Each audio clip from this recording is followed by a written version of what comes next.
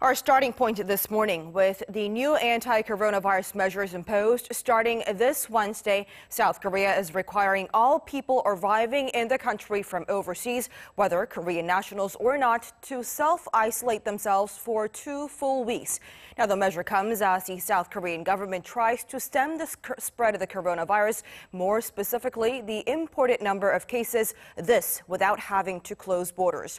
For more, we have our Yoon Jung-min live at the nation's main gateway, Incheon International Airport for more. Jung-min, tell us more. Sure, Semin. As of midnight on this first day of April, just 7 hours ago, all arrivals from abroad are to be self-quarantined for 2 weeks. This is regardless of their nationality or where they departed from. So you should keep that in mind if you are visiting or plan to visit South Korea from today. To slow the number of the COVID-19 infections, the government says it will have a zero-tolerance policy on those who violate the self-isolation rules. This means those who break the rules may face legal punishment. Once people arrive at airports, they will be informed of the quarantine rules and asked to download an app so the health authorities can track their whereabouts. To prevent the arrivals from using public transportation, the government plans to provide special buses or trains for them. They strongly recommend arrivals use their own cars if they have them. People displaying symptoms will be tested at the airport upon arrival.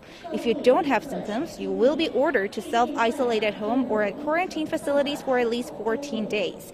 If you've been authorized by the South Korean embassy for visiting the country for special purposes, you will be exempt from the self-quarantine as long as you don't have symptoms.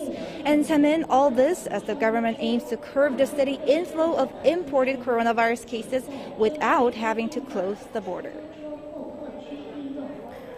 So now, Jung-min, on a separate note, though, the South Korean government is also bringing back its citizens from Italy, one of the hardest hit countries from the coronavirus outbreak.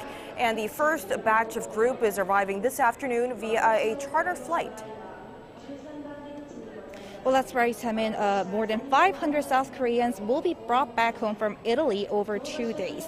Today, more than 300 people will arrive, and the rest will arrive tomorrow.